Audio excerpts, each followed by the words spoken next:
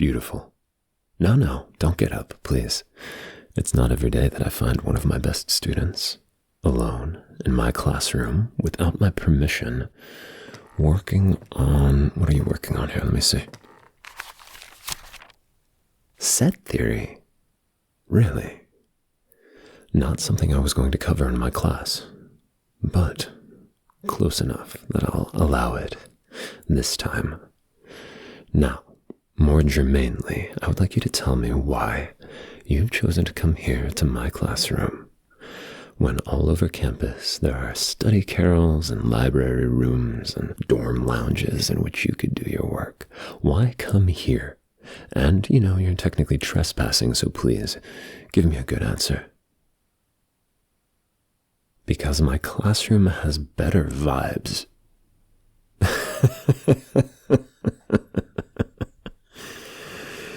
Yes, I suppose someone of your generation would think that that was a good answer.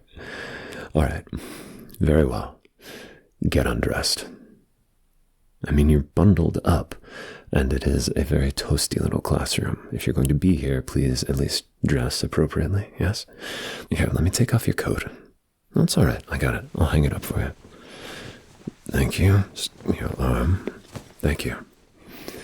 Now, I want to discuss our relationship. The teacher-student relationship is a storied one. One that is so well ensconced in our intellectual history that we don't often take a moment to stop and appreciate it. But it is powerful for both parties, isn't it? You're here in my classroom to be transformed, and you have an effect on me as well, let's not forget. But there is so much more that we could do if you are committed to deepening our relationship. You are? Well, very good. In that case, please, keep working. Get back to the math that you were doing before I came in. And I'm just going to pull up my chair very close to yours.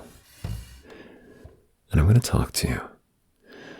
And I want you to just let my words wash over you, ring around your nervous system.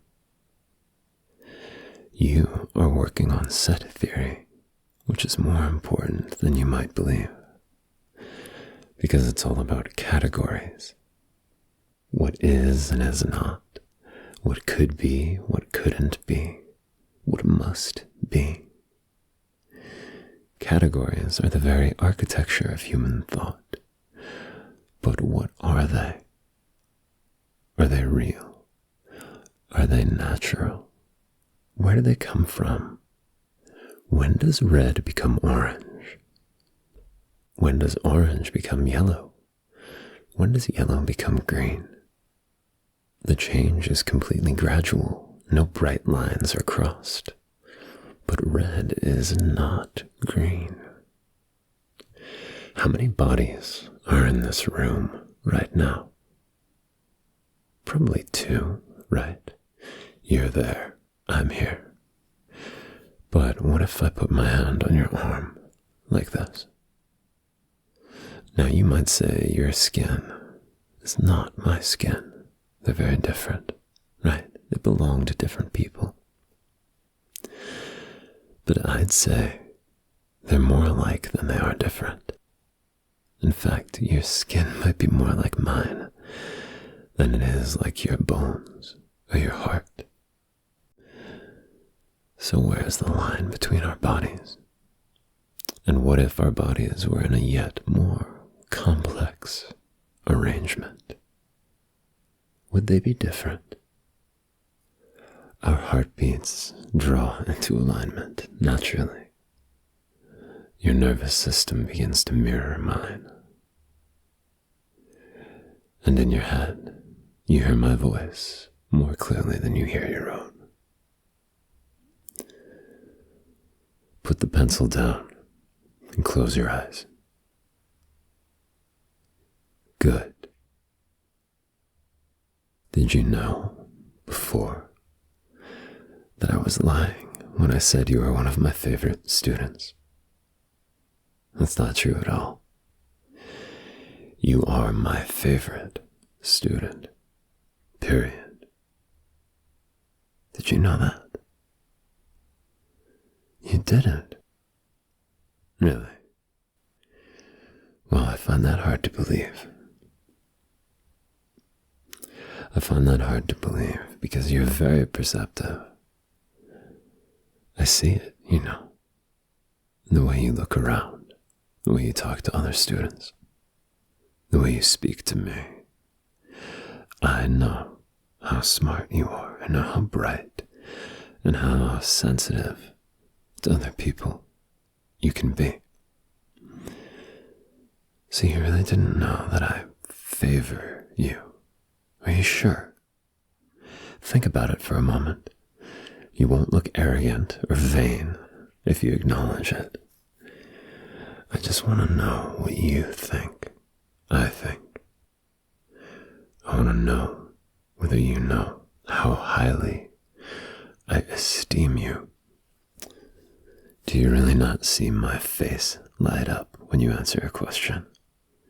I try to be professional, of course, but there are some things you can't hide, and I'm only human. I'm only human, and I like the very best. That's you. Do you know what kind of presents you bring to my classroom? Do you know that since you came to my very first office hours, the very beginning of the year, I have been waiting patiently, hoping you'd come back, because it's such a rare treat for me to have such excellent intellectual companionship. A rare treat. I believe if you go into this field, if you pursue it more seriously, you will make some important contributions. But selfishly, I just want more time with you. I'm not allowed to say the rest of what I have to say. All right. I don't want to get in trouble with the administration. But there's more that I could say. There is. And I have to confess, I find it very tempting because I feel your strength, feel your resilience, and your verve and your strength of spirit. And I think you know what I need to say, and I think you don't mind at all. I think you are sitting here with your eyes closed, with my hand on your arm, and I think the reason I can feel your heart beating faster and faster is because you've been hoping that I'd bring you in here and say exactly this. Is that where we are? Is that what we've come to? Because if so, just a little sign is all I would need. Just a little nod. Oh, okay. I'm a career academic. Been teaching for a long time. I've seen a lot of people pass through these doors. And not one has been more beautiful than you. You know, you are luminous. And every class I tell myself, don't make too much eye contact. Don't play favorites. Don't show how you feel. Look, I like my job. I don't want to get fired, but would I risk it all for you?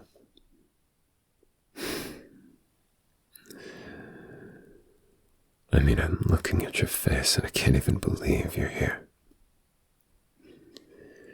These fine features, Your eyes, you've got them hidden. That's for the best, but I know what they look like. And these tiny, tiny faint lines. You get around your eyes when you smile.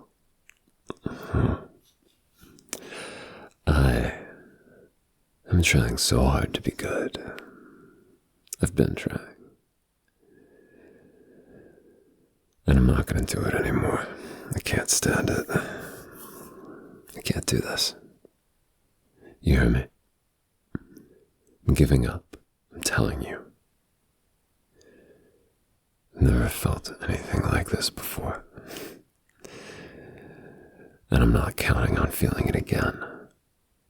So, why don't you just let me lean in here and